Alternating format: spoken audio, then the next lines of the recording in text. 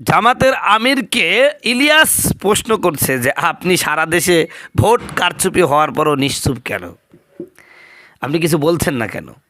এই ব্যাপারে প্রশ্ন করলে তিনি বলেন, আসলে আমি যদি কিছু বলতে চাই বা কিছু করতে চাই, তৃতীয় পক্ষ দেশে এসে বিশৃঙ্খলা সৃষ্টি করবে, দেশকে বিকিয়ে দিবে, দেশে মানে অশৃঙ্খলা সৃষ্টি করবে, দেশে অশান্তি সৃষ্টি করবে। আর আল্লাহ বলছে ওয়ালা তুফসিদু ফিল আরদ, জমিনে সন্ত্রাস সৃষ্টি করো না। এই জন্যই জামাতের আমির দেখতে পেলেন যে নির্ঘাত পাশ করা মামুনুল হক সাহেবকে হারিয়ে দিয়েছে, তাও তিনি কিছু বলেন নাই। পাটোয়ারি জিতে গেছেন, তারপরও কিছু বলেন নাই। মূলত তৃতীয় শক্তি যেন আবার আবির্ভাব না হয়, এদেশে বিশৃঙ্খলা না করতে পারে, এই জন্য। আসলে অন্যান্য দল যখন দেশকে বিকিয়ে দিয়ে নিজেদের স্বার্থ উদ্ধার করতে ব্যস্ত, সেখানে জামাতে আমির নিজের দলকে হারিয়ে দিয়েও দেশকে রক্ষায় এগিয়ে এসেছেন। এটা জামাতের আমির দেশপ্রেম মনে করি আমি, নাকি এর মধ্যে কোনো কিছু আছে আল্লাহ পাকই ভালো জানেন। তবে আমার কাছে মনে হচ্ছে যে এই যে সোশ্যাল মিডিয়ায় একটা কথা ভাইরাল হয়ে গেছে যে মামুনুল হক নিশ্চিত জিতে গেছেন, ওদিকে ডক্টর শফিকুর সাহেব জামাতের আমির তিনি হেরে গেছেন। এখানে নাকি অদল বদল করা হয়েছে আর বলির পাঠা বানানো হয়েছে মামুনুল হক সাহেবকে। আসলে কথাটা যে আর যে সত্য আর কোনটা যে মানে খেলা যে কোন লেভেলে চলছে আল্লাহ পাকি ভালো জানে।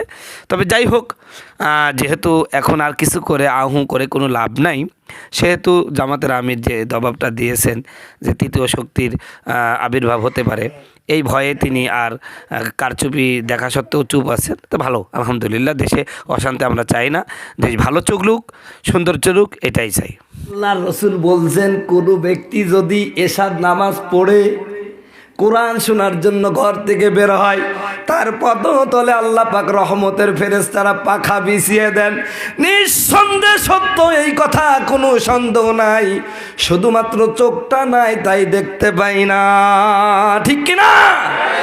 ওই চোখটা যদি ইমাম আবু হানিফার মতন হয়, ইমাম আহমদ ইবনে হাম্বলের মতন হয়, ইমাম মালিক রহিমাহুল্লাহর মতন হয়, ইমাম শাফির মতন হয়, আল্লাহর কসম করে বলি এখনো দেখা যাবে। কথা বলুন ঠিক কিনা? একটা ঘটনা কই সম্মানিত ভাইরা আমার। একদিন হযরতে আবু হানিফা, আমাদের ইমাম হানাফি মাযহাবের ইমামে আবু হানিফা রাহিমাহুল্লাহ একদিন ওযু করতেছেন। হঠাৎ করে একজন যুবক এসে হযরতে ইমাম সাহেবের সামনে ওযু করতে শুরু করে দিল। আমার ভাইয়েরা, ইমামে আজম আবু হানিফা রাহিমাহুল্লাহ যুবকের ওযুর পানির দিকে তাকায়া মুস্কি মুস্কি হাসেন। এবার যুবকটা চিন্তা করলো, কি ব্যাপার, হুজুর আমার ওযুর পানির দিকে তাকায়া হাসে কেন?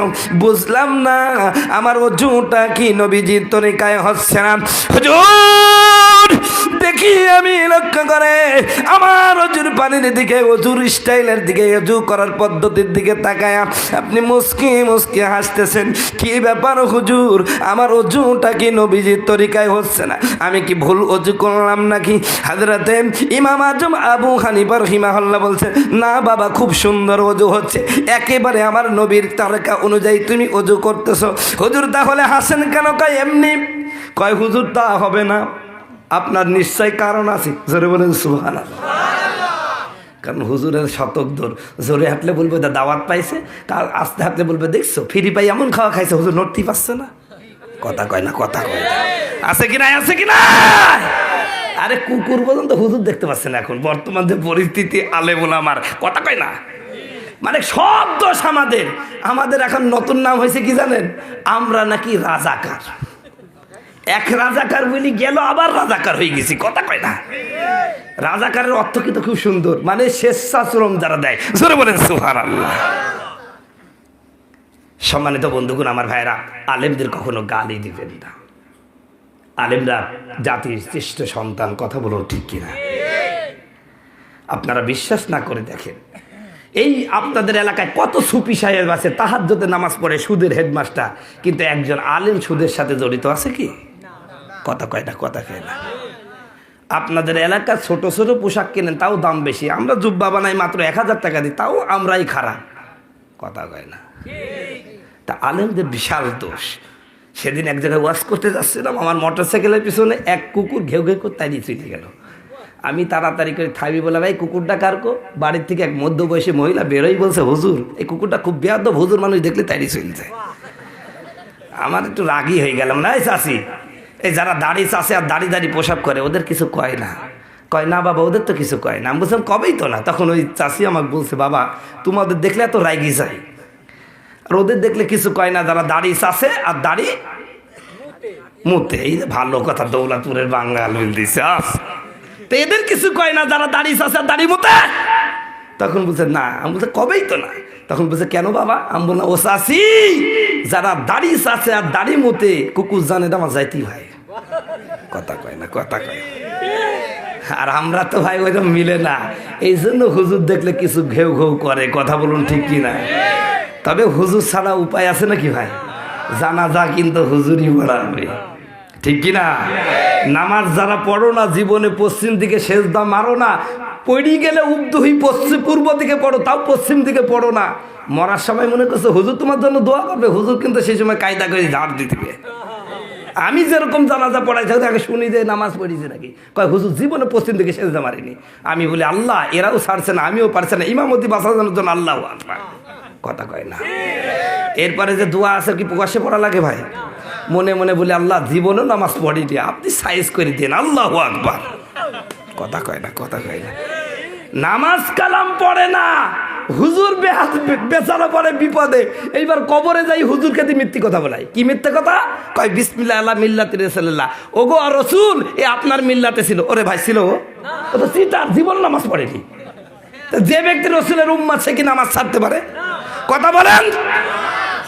নামাজ ছাড়া কখনো রসুলুল্লাহর সঠিক উম্মত হওয়া যাবে না। বলতেছিলাম সম্মানিত বন্ধুগণ, আমার ভাইয়ের আমার, এবার ওই যে ইমাম আবু হানিফা, সম্মানিত বন্ধুগণ আমার ভাইয়েরা আমার, ইমামে আজম আবু হানিফা রাহিমাহুল্লাহ ডাক দিয়ে বলছেন, বাবা রে অজু তোমার রাসূলুল্লাহর তরিকায় হচ্ছে, কেন হাসেন হুজুর?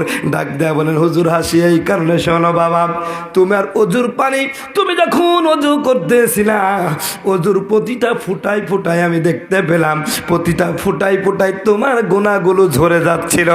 এই যে কিছুক্ষণ আগে তুমি একটা পরনার স্পর্শ করেছ, অমুক জায়গায় পরের মাল চুরি করেছো, তুমি এই কাজগুলো করে, এই অকামগুলো করে, তুমি যে এখন নামাজে এইখানে অজু করতে এসেছো, তোমার অজুর পানির প্রতিটা ফুটাই ফুটাই ওই গুনাহগুলো ঝরে যাচ্ছে। আমি দেখতে পেয়ে আমি মুস্কি হাসতেছি। জোরে বলেন সুবহানাল্লাহ।